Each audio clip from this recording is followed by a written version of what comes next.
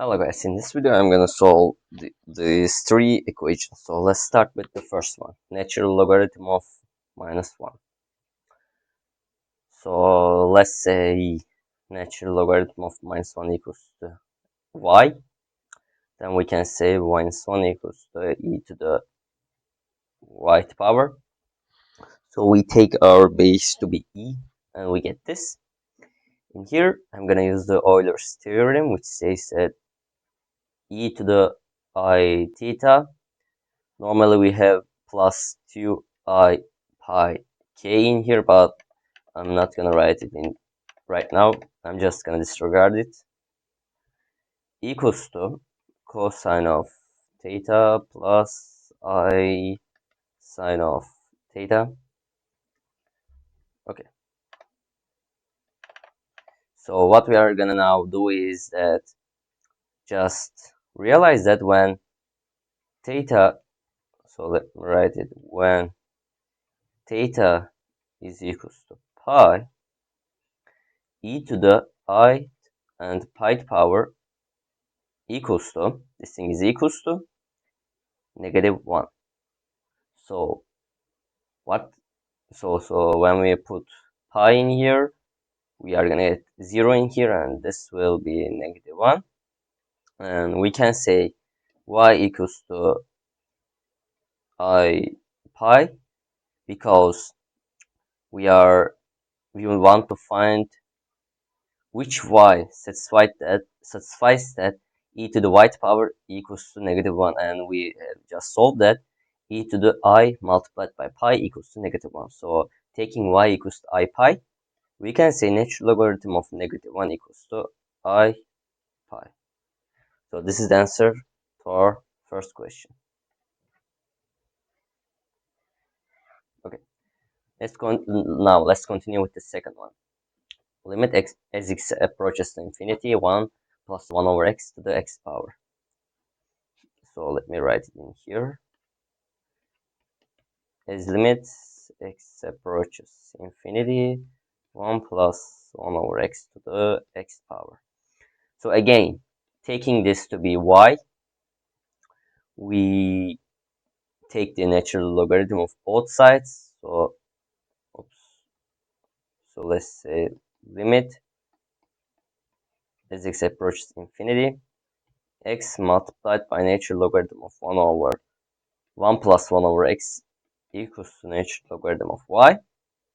Then what we are going to use is that plug the infinity into the equation to get infinity multiplied by 0, which is in an indefinite form. We cannot answer that directly. So what we are going to do is I'm going to write this like this. Let me just show you. So I throw the x to the denominator. Why? Because in this way we can use the L'Hopital's rule. I'm not even sure whether I spelled that correctly, but whatever. So using that rule, we are gonna get the derivative of the nominator and the derivative of the denominator. They are gonna be divided by each other. So we are gonna get, so let me write in this way, 1 plus 1 over x, but this is the result of the natural logarithm. So we put 1 over 1 plus 1 over x multiplied by derivative of 1 over x is minus 1 over x squared divided by minus 1 over x squared. Okay, now realize that these two cancel out, so we get 1 plus 1 over x, 1 divided by 1 plus 1 over x actually, is equals to natural logarithm of the y. Then expanding this into as limit x approaches infinity, saying this thing is equals to 1 over x divided by x plus 1 over x to get x divided by x plus 1 equals to natural logarithm of y. Plug the infinity in, so this thing is gonna be 1 when you plug the infinity. So we are gonna say 1 equals to natural logarithm of y. So take the base as e to get e equals to y, which is our answer. So this thing is equals to e. Cool, right? I know, it's so good to know these tricks. Now the third equation, cosine of x equals to some constant c, which c is not in between -1 and 1. This is again an interesting fact and question. So let me write it in here.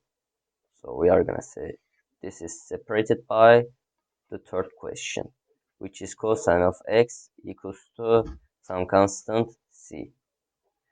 Now, to answer this, I'm gonna use the Euler's theorem, which again states that e to the I theta equals to cosine of theta plus I sine of theta. Cosine sine, yeah, that's it. And realize that I can say e to the I negative theta equals to cosine of negative theta plus I sine of negative theta, which is equals to cosine of theta minus I sine of theta. So this is just a fact that cosine of negative theta equals to cosine of theta, and sine of negative theta equals to minus sine of negative theta. So we can say that because these things look like this, so they have this kind of shape, and you can actually graph it. Say graph cosine of theta, graph cosine of negative theta, and see yourself. So let me just delete these. Okay, then what? So we get this and this. When we add them together, we get e to the I theta plus e to the I negative theta equals to 2 cosine of theta divided by 2, or yeah, let's divide by 2. E to the I pi plus e to the I, let me put negative sign in there, divided by 2 equals to cosine of theta. So we just found the value of the cosine of theta, which is equals to some constant c. Then what I'm gonna do is I'm gonna throw this 2 to here, and so we get e to the I theta plus e to the negative I theta equals to 2c. Then I'm gonna multiply both sides by e to the I theta to get e to the I theta squared plus 1 equals to 2 constant e to the I theta. Then throw this e thing to the left to get e to the I theta squared minus 2 constant e to the I theta plus 1 equals to 0. So what we are gonna do is, so let's y equals to e to the I theta to get y squared minus 2cy plus 1 equals to 0. So we can use this quadratic formula, 2b plus equals to the square root of b squared minus 4ac divided by 2a to get the roots of our equation to be, let's see, 2c plus minus the square root of 4c squared minus 4. Yeah, that's it. And divide by 2. So these are the values of y. We just found the roots of our equation.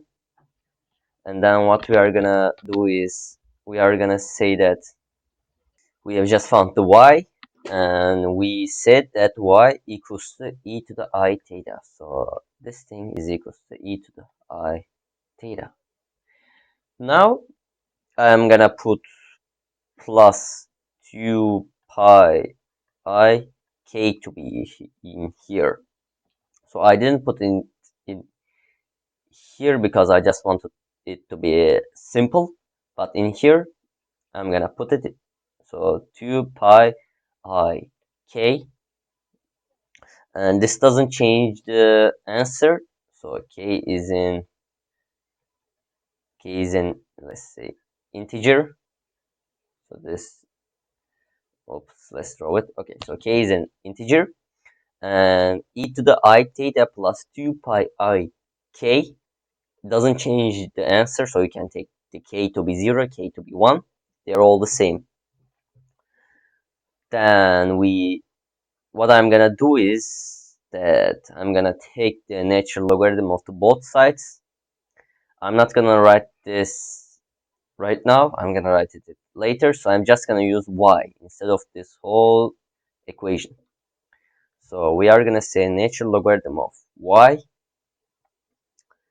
and this thing is equals to I theta plus 2 pi I k, which k is an integer. Now then, we have found it.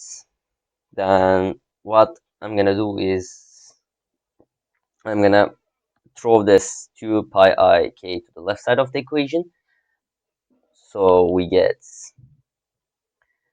natural logarithm of y minus 2 pi I k equals to I theta. Divide everything by I to get natural logarithm of y divided by I minus 2 pi k equals to theta. And then we can say 1 over I multiplied by I over I equals to negative I, because I squared is minus 1, so we get negative I, right? So this thing, oops, let me do it in this way. Yeah, this thing is equals to negative I. So we can do the same in here. We can say negative I natural logarithm of y minus 2 pi k equals to theta. And then what we can do is we can expand this y into minus I natural logarithm of, oh, let's go. Oops, 2c plus minus, okay, so let's just write it in here. 2c plus minus the square root of, oh, so 4c squared minus 4 divided by 2 minus 2pk equals to theta. And don't forget that, again, k is an integer. Now we can say that theta and x is actually equals to each other. So I just used theta in here, but I could have written x, right? Because in our original expression we have x, and we solved for theta, which is actually equals to x. Therefore, we are gonna say minus I natural logarithm of this whole expression minus 2 pi k is equals to x. So for example, if we are given that cosine of x equals to 2, then we are gonna use this formula to get minus I natural logarithm of c is 2, so we we are given that c is 2. So 4 plus minus square root of 16 minus 4 is 12 divided by 2 minus 2 pi k. So this thing gives you the value of x. So that's just it for this video, and this is the third equation that I wanted to share with you. So if you have any other question, please leave a comment. I would like to answer those questions, and have a great day.